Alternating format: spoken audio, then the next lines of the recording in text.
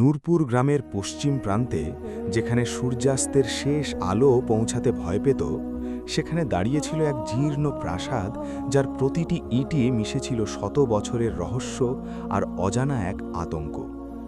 গ্রামটি ছিল প্রকৃতির এক অপরূপ লীলাভূমি। সবুজ শস্যক্ষেত, আঁকাবাঁকা নদী আর পাখির কলকাকলিতে মুখরিত ছিল এখানকার সকাল সন্ধ্যা। গ্রামের মানুষগুলো ছিল সরল, অতিথিপরায়ণ এবং একে অপরের প্রতি সহানুভূতিশীল। তবে তাদের মনে ছিল এক গভীর কুসংস্কারের কালো ছায়া, যা তাদের জীবনযাত্রাকে প্রভাবিত করত। এই কুসংস্কারের কেন্দ্রবিন্দু ছিল গ্রামের বাইরে অবস্থিত সেই জীর্ণ প্রাসাদটি। প্রাসাদটি ছিল বিশাল আকৃতির, কিন্তু কালের কড়াল গ্রাসে তার জৌলস হারিয়ে গিয়েছিল। ভাঙা জানালা, লতাপাতায় ঢাকা দেওয়াল আর অদ্ভুত নীরবতা যেন এক অশুভ শক্তির ইঙ্গিত দিত। গ্রামের মানুষের মুখে মুখে ফিরত প্রাসাদের ভয়াবহ গল্প। কেউ বলতো রাতে নাকি প্রাসাদের ভেতর থেকে কান্নার আওয়াজ শোনা যায়। কেউ আবার দাবি করত অশরীরী আত্মারা নাকি সেখানে ঘুরে বেড়ায়। এই সব গল্প শুনে গ্রামের ছোট থেকে বড় সবাই প্রাসাদটিকে ভুতুড়ে বলে বিশ্বাস করত এবং এর আশেপাশে যেতেও ভয় পেত। এমনকি দিনের বেলায়ও কেউ সেদিকে পা বাড়াত না। প্রাসাদের নাম শুনলেই তাদের বুক কেঁপে উঠত।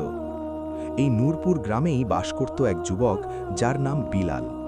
বিলাল ছিল গ্রামের মসজিদের মুয়াজ্জিন। তার কণ্ঠস্বর ছিল অত্যন্ত সুমধুর। যখন সে আজান দিত, তখন মনে হতো যেন বেহেশত থেকে সুর নেমে এসেছে। তার আজানের ধ্বনি শুনে গ্রামের মানুষের মন শান্ত হয়ে যেত। বিলাল ছিল ধর্মপ্রাণ, সাহসী এবং আল্লাহর প্রতি তার ছিল অগাধ বিশ্বাস। দারিদ্র্য ছিল তার নিত্যসঙ্গী, কিন্তু আত্মমর্যাদা এবং ঈমানের শক্তিতে সে ছিল বলীয়ান। গ্রামের মানুষের প্রতি তার ছিল গভীর ভালোবাসা, এবং তাদের কুসংস্কারাচ্ছন্ন মন দেখে সে প্রায়শই চিন্তিত থাকত। সে চাইত গ্রামের মানুষ যেন আল্লাহর পথে ফিরে আসে এবং সব ধরনের ভয় ও কুসংস্কার থেকে মুক্ত হয়। সম্প্রতি নূরপুর গ্রামে কিছু অস্বাভাবিক ঘটনা ঘটতে শুরু করে। শস্যক্ষেত নষ্ট হয়ে যাচ্ছিল, গ্রামের মানুষের মধ্যে অসুস্থতা বৃদ্ধি পাচ্ছিল এবং রাতে অদ্ভুত সব শব্দ শোনা যাচ্ছিল, যা আগে কখনো শোনা যায়নি। গ্রামের মানুষ এই সব ঘটনাকে প্রাসাদের অশুভ শক্তির কাজ বলে মনে করতে শুরু করে। তাদের কুসংস্কার আরও গভীর হয়। তারা বিভিন্ন অলৌকিক উপায়ে সমস্যার সমাধানের চেষ্টা করত, যা বিলালকে আরও বেশি চিন্তিত করে তোলে। সে বুঝতে পারছিল গ্রামের মানুষের ঈমান দুর্বল হয়ে পড়েছে এবং তারা আল্লাহর ওপর ভরসা না করে কুসংস্কারের জালে জড়িয়ে পড়ছে। বিলাল স্থির করল এই পরিস্থিতি থেকে গ্রামের মানুষকে মুক্তি দিতে হবে। সে সিদ্ধান্ত নিল সে নিজেই সেই ভুতুড়ে প্রাসাদে যাবে এবং সেখানে আজান দেবে।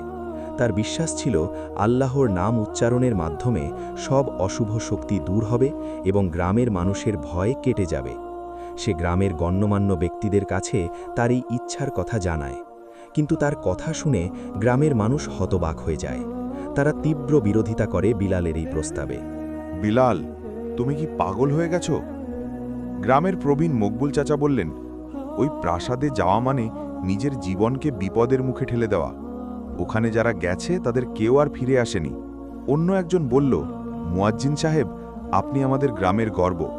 আপনার মতো একজন ভালো মানুষ যদি অকালে মারা যান, তাহলে আমাদের কি হবে? গ্রামের মহিলারা বিলালের মায়ের কাছে গিয়ে তাকে বোঝানোর চেষ্টা করল যেন তিনি বিলালকে এই বিপজ্জনক কাজ থেকে বিরত রাখেন। বিলালের মাও প্রথমে ভয় পেয়েছিলেন, কিন্তু তিনি জানতেন তার ছেলের ঈমান কতটা শক্তিশালী। বিলাল গ্রামের মানুষকে বোঝানোর চেষ্টা করল, আপনারা কেন এত ভয় পাচ্ছেন? আল্লাহ ছাড়া আর কেউ আমাদের ক্ষতি করতে পারে না। আল্লাহর নামেই সব ভয় দূর হয় এবং ঈমানের শক্তি সবচেয়ে বড় শক্তি। আমি আল্লাহর ওপর ভরসা করে যাচ্ছি, ইনশাআল্লাহ কোনো বিপদ হবে না। কিন্তু গ্রামের মানুষ তার কথা শুনতে রাজি ছিল না। তারা তাকে পাগল বলে আখ্যায়িত করল এবং তাকে প্রাসাদে যেতে নিষেধ করল। তারা তাকে বোঝানোর চেষ্টা করল যে এটি অত্যন্ত বিপজ্জনক, কিন্তু বিলাল তার সিদ্ধান্তে অটল রইল। সে জানত এই কাজটি করা তার জন্য কতটা জরুরি। সে গ্রামের মানুষের মনে ঈমানের আলো জ্বালাতে চেয়েছিল। এক অন্ধকার রাতে, যখন চাঁদ মেঘের আড়ালে ঢাকা পড়েছিল এবং তারার আলো ম্লান হয়ে গিয়েছিল, বিলাল একাকী প্রাসাদের দিকে যাত্রা করল। তার হাতে ছিল একটি ছোট টর্চ লাইট এবং মুখে ছিল আল্লাহর নাম। গ্রামের নীরবতা ভেদ করে সে এগিয়ে চলল। পথ ছিল নির্জন এবং ঝোপঝাড়ে ভরা। মাঝে মাঝে শেয়ালের ডাক আর নিশাচর পাখির শব্দ তার মনে এক অজানা ভয়ের সঞ্চার করছিল, কিন্তু সে আল্লাহর নাম স্মরণ করে নিজেকে শান্ত রাখল।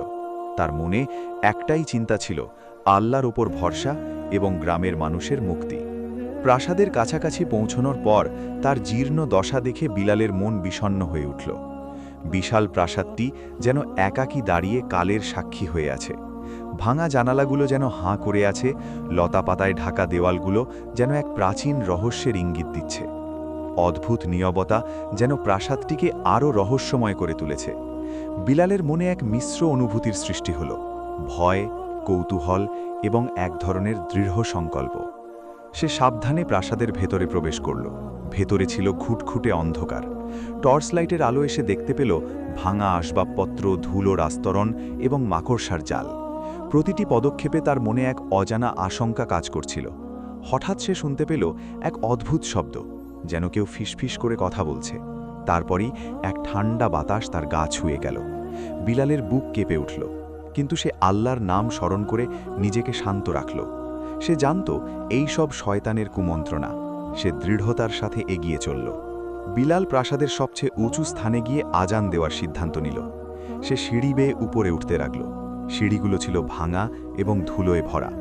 প্রতিটি ধাপ যেন এক নতুন রহস্যের দিকে নিয়ে যাচ্ছিল। অবশেষে সে প্রাসাদের সবচেয়ে উঁচু মিনারের কাছে পৌঁছল। সেখানে দাঁড়িয়ে সে চারপাশের নীরবতা অনুভব করল। তার মনে হলো এই নীরবতা যেন হাজারো না বলা কথা লুকিয়ে রেখেছে। সে অজু করে আল্লাহর কাছে সাহায্য চাইল এবং নিজের মনকে দৃঢ় করল। বিলাল আল্লাহর নাম স্মরণ করে আজান দেওয়া শুরু করল। তার সুমধুর কণ্ঠস্বর প্রাসাদের নীরবতা ভেঙে দিল। আল্লাহু আকবার, আল্লাহু আকবার। আজানের ধ্বনি প্রাসাদের প্রতিটি কোণে ছড়িয়ে পড়ল। অদ্ভুত শব্দগুলো থেমে গেল, ছায়াগুলো যেন মিলিয়ে গেল। এক ধরনের পবিত্রতা এবং শান্তির অনুভূতি ছড়িয়ে পড়ল প্রাসাদের প্রতিটি ইটে। আজানের ধ্বনি যেন এক অদৃশ্য শক্তি নিয়ে আসছিল, যা সব অশুভ শক্তিকে দূর করে দিচ্ছিল। আজানের ধ্বনি শুধু প্রাসাদের ভেতরেই সীমাবদ্ধ হইল না, তা গ্রামের দিকেও ছড়িয়ে পড়ল। গ্রামের মানুষ দূর থেকে আজানের ধ্বনি শুনতে পেল। প্রথমে তারা ভয় পেয়েছিল, ভেবেছিল হয়তো কোনো অশুভ আত্মা তাদের ভয় দেখাচ্ছে, কিন্তু ধীরে ধীরে তাদের মনে এক ধরনের শান্তি এবং আশার সঞ্চার হলো। তারা বুঝতে পারল এটি বিলালের আজান। বিলাল সফল হয়েছে। তাদের মনে এক নতুন বিশ্বাস জন্ম নিল। আজানের ধ্বনির মাধ্যমে প্রাসাদের পূর্ববর্তী বাসিন্দাদের আত্মা বা স্মৃতি যেন মুক্তি পেল। তারা যেন শান্তি খুঁজে পেল। দীর্ঘদিনের জমে থাকা ভয়, হতাশা এবং অস্থিরতা যেন আজানের ধ্বনিতে ধুয়ে মুছে গেল। আজান শেষ হবার পর বিলাল এক গভীর শান্তি এবং আল্লাহর প্রতি কৃতজ্ঞতা অনুভব করল। তার ভয় সম্পূর্ণ দূর হয়ে গিয়েছিল। সে বুঝতে পারল আল্লাহর ওপর ভরসা রাখলে কোনো ভয়ই মানুষকে কাবু করতে পারে না। সকালে গ্রামের মানুষ প্রাসাদের দিকে ছুটে গেল। তাদের মনে ছিল কৌতূহল এবং এক নতুন আশা। তারা যখন প্রাসাদের কাছে পৌঁছল, তখন তারা অবাক হয়ে গেল। প্রাসাদটি আর আগের মতো ভীতিকর ছিল না। এক ধরনের পবিত্রতা এবং শান্তি বিরাজ করছিল সেখানে। সূর্যের আলো যেন নতুন করে প্রাসাদটিকে আলোকিত করছিল। গ্রামের মানুষ বিলালকে বীরের মতো বরণ করল। তারা তাদের ভুল বুঝতে পারল এবং কুসংস্কার ত্যাগ করে ঈমানের পথে ফিরে আসার অঙ্গীকার করল। মকবুল চাচা বিলালের হাত ধরে বললেন, বিলাল, তুমি আমাদের চোখ খুলে দিয়েছ। আমরা এতদিন অন্ধকারে ছিলাম, তুমি আমাদের পথ দেখিয়েছ। প্রাসাদটি আর ভুতুড়ে বলে পরিচিত রইল না, এটি এখন ঈমানের শক্তির প্রতীক হয়ে উঠল। গ্রামের মানুষ প্রাসাদটিকে পরিষ্কার করে সেখানে একটি ছোট মসজিদ তৈরি করল। বিলাল সেই মসজিদের মুয়াজ্জিন হিসেবে আজান দিত। তার আজানের ধ্বনি শুনে গ্রামের মানুষের মন শান্ত হতো এবং তারা আল্লাহর প্রতি আরও বেশি কৃতজ্ঞতা অনুভব করত। এই গল্পের মাধ্যমে আমরা শিখতে পারি যে আল্লাহর প্রতি দৃঢ় বিশ্বাস সব ভয়কে জয় করতে সাহায্য করে। কুসংস্কার ত্যাগ করে ঈমানের পথে চলা উচিত। সাহসিকতা এবং আত্মবিশ্বাস মানুষকে অসম্ভবকে সম্ভব করতে সাহায্য করে। আজানের ধ্বনি এবং আল্লাহর নাম স্মরণ সব অশুভ শক্তিকে দূর করে। বিলাল গ্রামের মানুষের কাছে আল্লাহর মহিমা বর্ণনা করত এবং তাদের নিয়মিত নামাজ এবং আজানের গুরুত্ব বোঝাত। গ্রামটি নূরপুর অর্থাৎ আলোর গ্রাম নামে সার্থক হয়ে উঠল। আল্লাহর রহমতে গ্রামটি সব ধরনের বিপদ থেকে মুক্ত হল এবং গ্রামের মানুষ সুখে শান্তিতে বসবাস করতে লাগল। এই ঘটনা নূরপুর গ্রামের ইতিহাসে এক নতুন অধ্যায়ের সূচনা করল। যেখানে ঈমান, সাহস আর ভালোবাসার জয় হলো।